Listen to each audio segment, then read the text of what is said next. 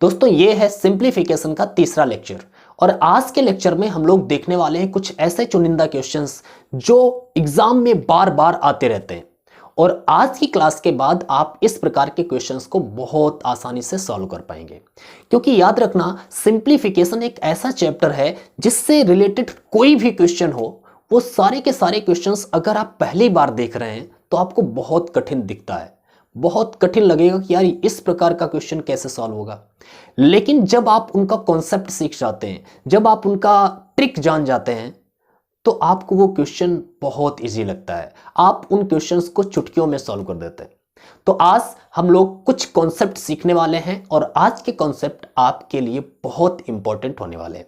शुरू करते हैं आज की क्लास को। मेरा नाम है अग्रसेन आर्या और आप देख रहे हैं आपका अपना खूबसूरत सा चैनल आर्या कोचिंग। देखते हैं आज मैं आपको जो कॉन्सेप्ट सिखाने वाला हूं आपके लिए बहुत इंपॉर्टेंट है और बहुत इजी भी है। आप लोग शायद जानते हो, अगर नहीं जानते हैं तो आज के बाद उसमें कोई कंफ्यूजन नहीं रहने वाला है, आप बहुत आसानी से ऐसे क्वेश्चंस कर सकते हैं। सबसे पहला आज मैं 3-4 कॉन्सेप्ट बताने वाला हूं और 3-4 कॉन्सेप्ट को पूरा ध्यान से देखिएगा। मैं लास्ट में आपको 5-6 क्वेश्चंस भी दूंगा, उन कॉन्सेप्ट पर बेस आपको ये क्वेश्चंस करके हमें कमेंट बॉक्स में भी बताने हैं।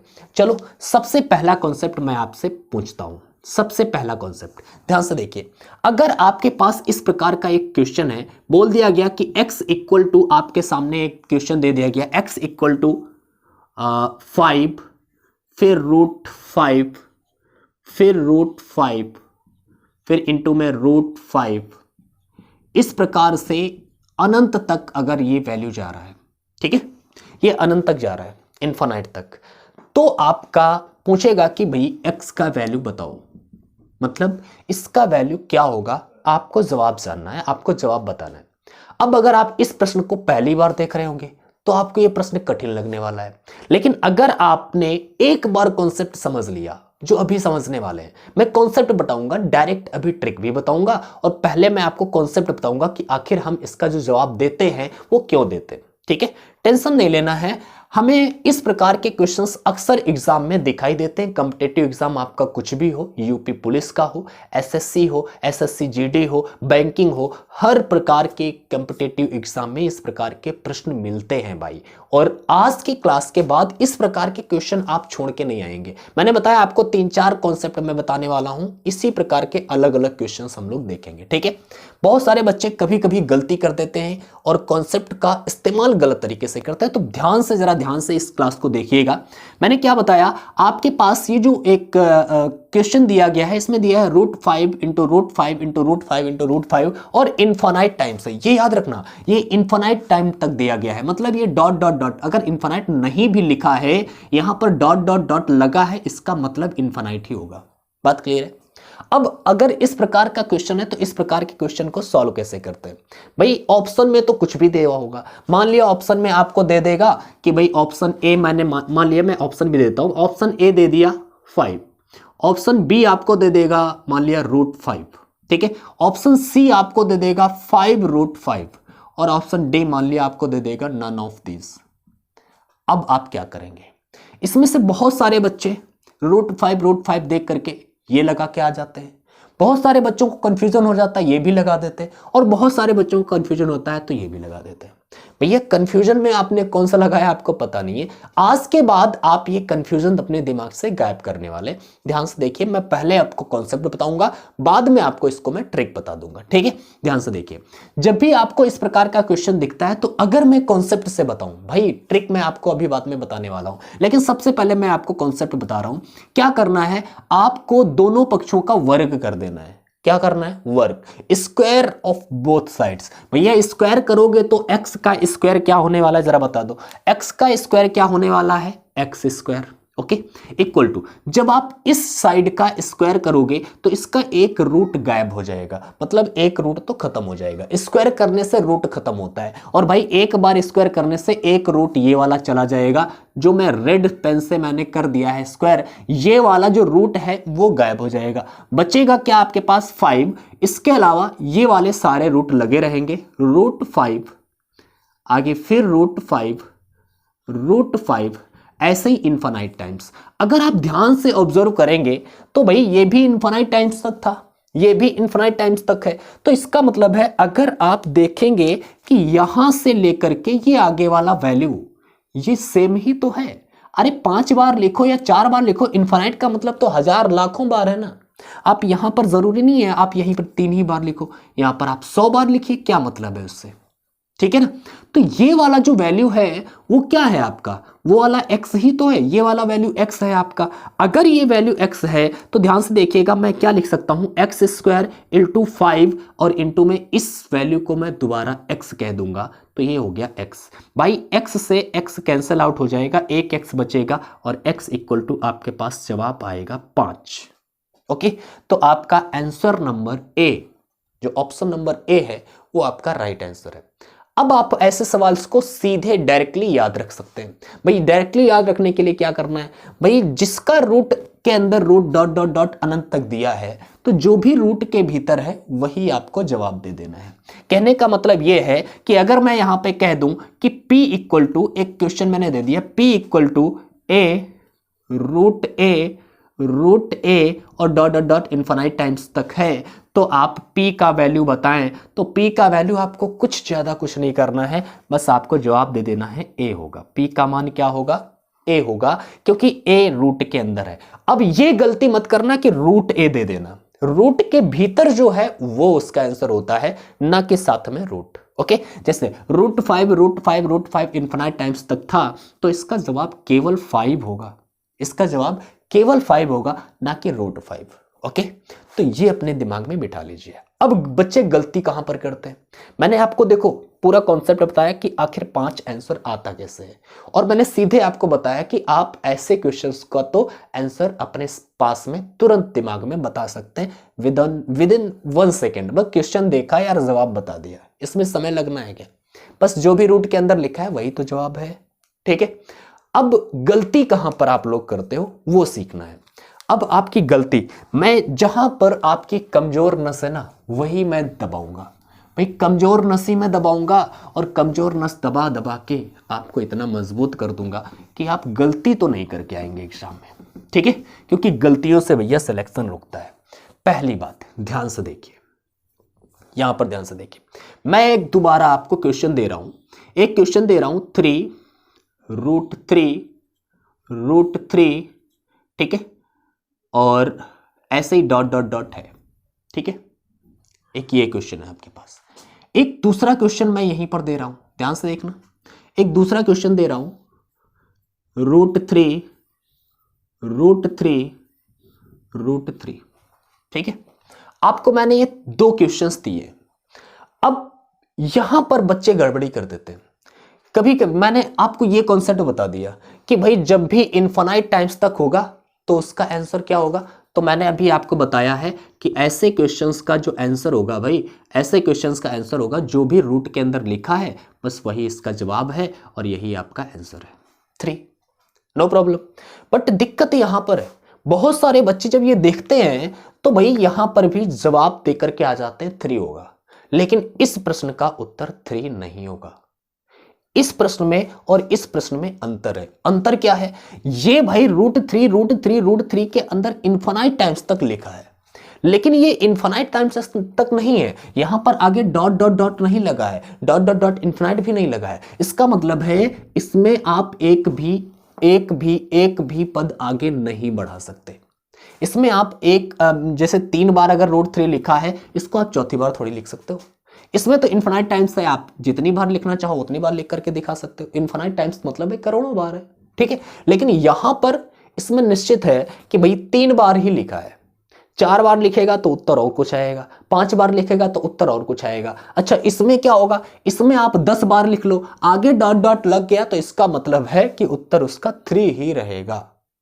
इसमें आप अगर 3 बार लिखेंगे तो इसको 3 ही बार माना जाएगा, चौथी बार नहीं माना जाएगा।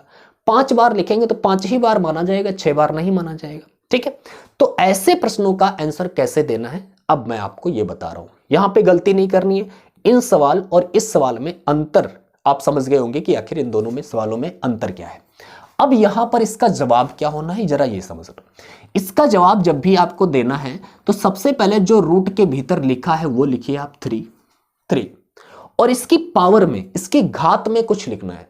घात में लिखना क्या है, तो घात में याद रखना कि 2 की पावर n माइनस 1 अपान 2 की पावर n, ये आपका सूत्र होता है, ये आपका जवाब होगा।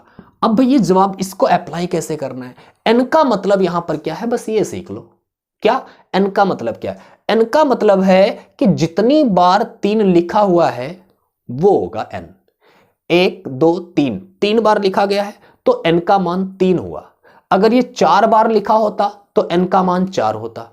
तो यहां पर क्या हो जाएगा, n का मान भैया 3 है, और अगर 3 है तो 3 की पावर 2, 2 की घात 3 यहां पर लिखोगे, क्या 2 की घात 3। मैं विस्तार से लिख देता हूं, अभी आप 1 सेकंड में इसको जवाब देंगे, ठीक है, नो प्रॉब्लम, लेकिन मुझे समझाना है तो मैं ऐसे लिख रहा हूं, 2 की पावर 3 माइनस 1 अपान में भी 2 की पावर 3, यही होगा ना।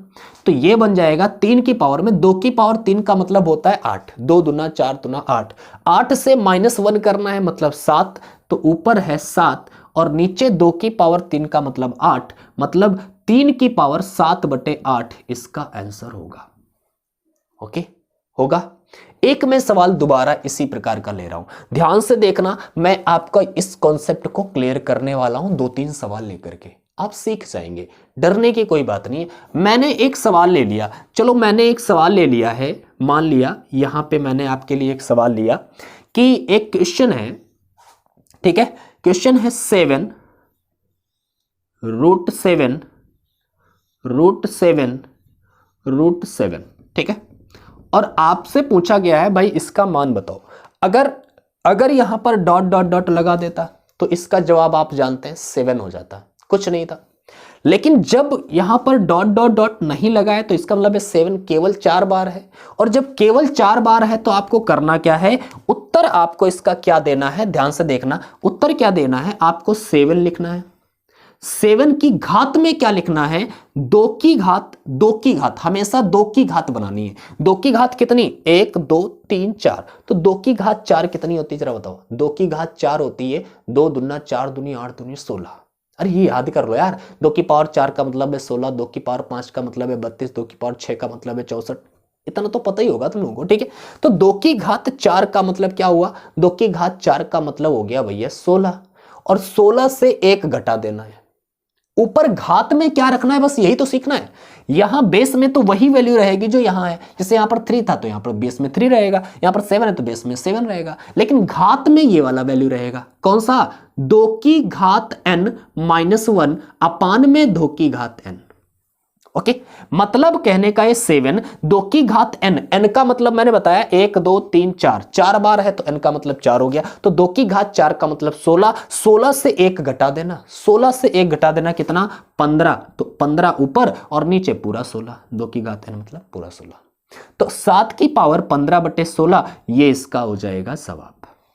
अब अगर मैं आपके लिए ऐसा सवाल दे दूं तो आप बना देंगे कि नहीं बना देंगे, बोलिए, बना देंगे कि नहीं बना देंगे। चलो मैं आपके लिए एक क्वेश्चन दे ही देता हूं, आपके लिए मैं क्वेश्चन देता हूं, आपके लिए मैं एक क्वेश्चन देता हूं, चलो इसको मिटा देते हैं, और आपके लिए एक क्वेश्चन दे रहा हूं, आप बताएंगे तुरंत, तुरंत अभी आपको टाइप करके आंसर देना है, ठीक है, तुरंत।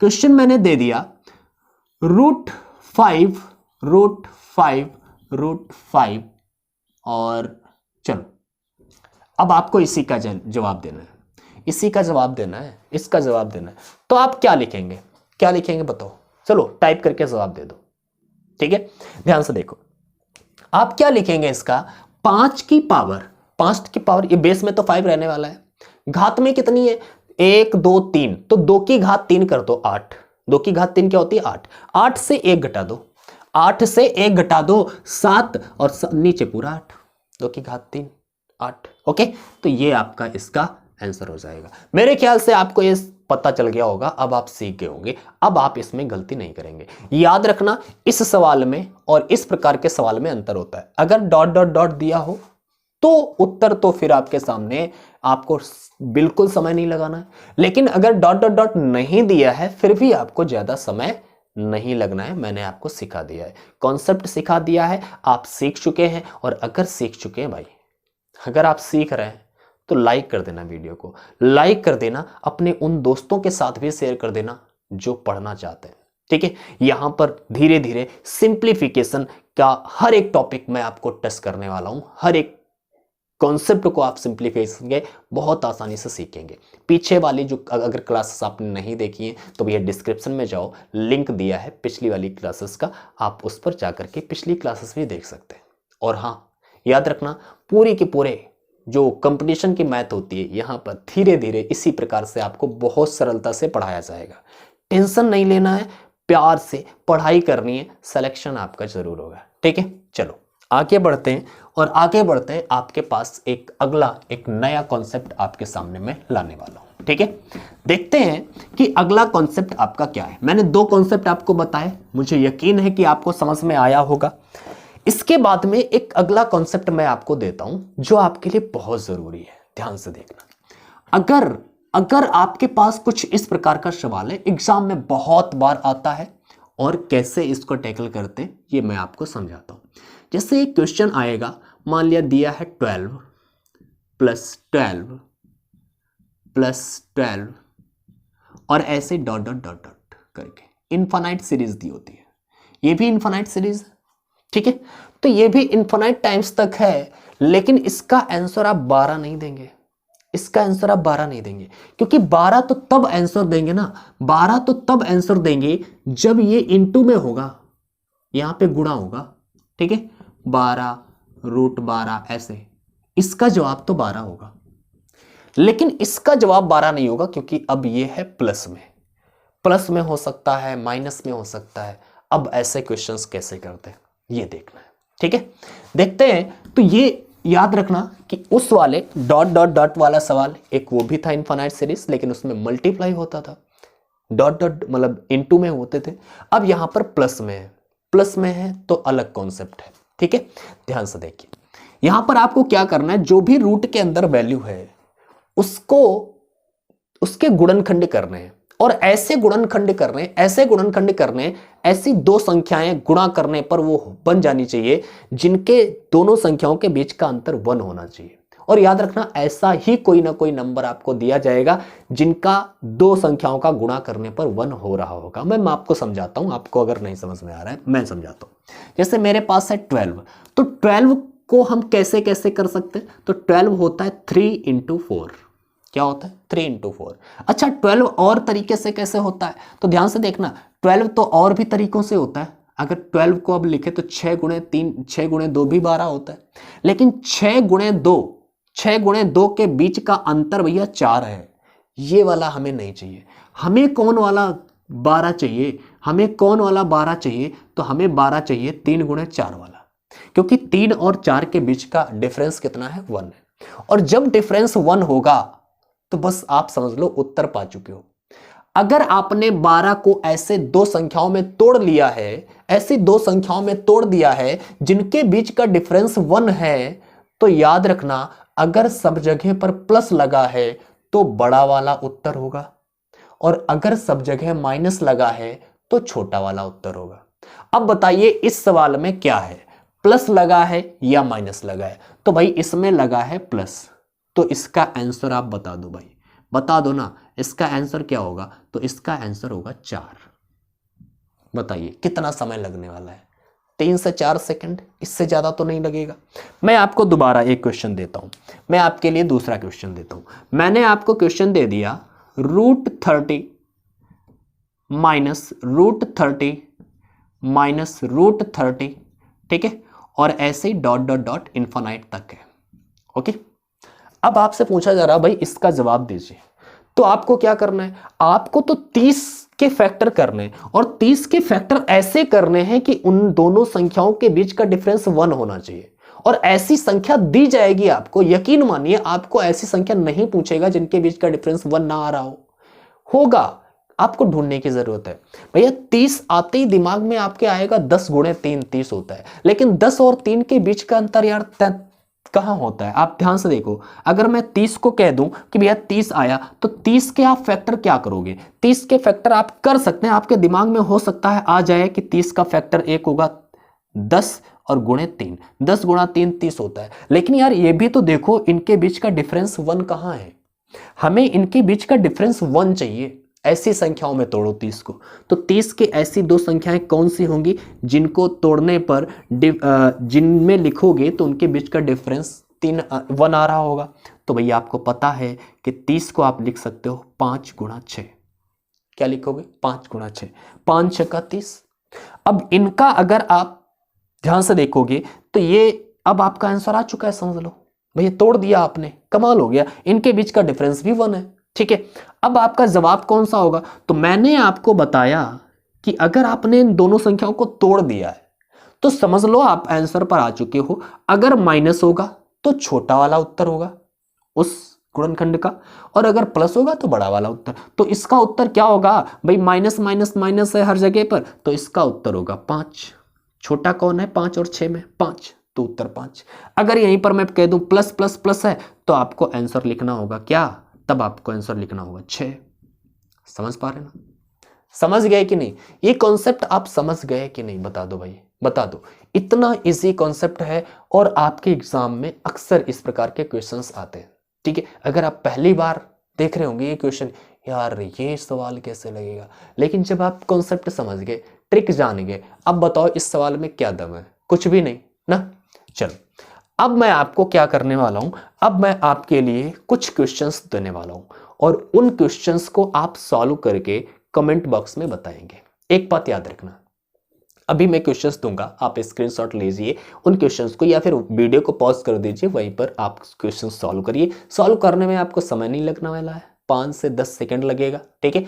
वो जो भी आंसर आए तुरंत कमेंट बॉक्स में कमेंट करके हमें जरूर बताना है, ओके। बताओगे? और एक बात यार, अगर वीडियोस हमारी पसंद आती है तो ये ज़रूर बताया करो कि आपको हमारी वीडियोस कैसी लग रही हैं, क्योंकि आपके जब कमेंट्स आते हैं, पॉजिटिव कमेंट्स हमें मिलते हैं, तो उनसे हमें थोड़ा एनर्जी मिलती है, हमें हमारा उत्साह बढ़ता है और हम आपके सामने इस प्रकार से अच्छे अच्छे क्लासेस लेकर के आते रहेंगे, ठीक है। तो कमेंट ज़रूर करना और हो सके तो वीडियो को शेयर ज़रूर कर देना अपने दोस्तों के साथ में और लाइक कर दीजिएगा अगर क्लास पसंद आई है, ठीक है। चलो अब मैं आपको देने वाला हूं क्वेश्चंस आपके होमवर्क के लिए, ओके। तो दोस्तों ये है आपके लिए सवाल, आपके लिए होमवर्क है और ये क्वेश्चंस आपको अभी अभी सॉल्व करना है। आप लेटे हैं तो आप, मुझे यकीन है कि आप लेटे लेटे भी सॉल्व कर सकते हैं इन क्वेश्चंस को। तुरंत सॉल्व करके कमेंट बॉक्स में कमेंट करके जरूर बताइएगा। और हाँ, एक पॉजिटिव कमेंट्स, अगर आपको क्लासेस पसंद आती हैं तो कमेंट करिएगा, लाइक करके वीडियोस आइएगा और अपने दोस्तों के साथ शेयर जरूर करिएगा, ठीक है। चलो आज की क्लास में बस इतना ही रखते हैं, अगली क्लास में हम एक नए कॉन्सेप्ट के साथ में आपको क्लास देने आएंगे। तब तक के लिए बाय बाय, अपनी पढ़ाई करते रहिए।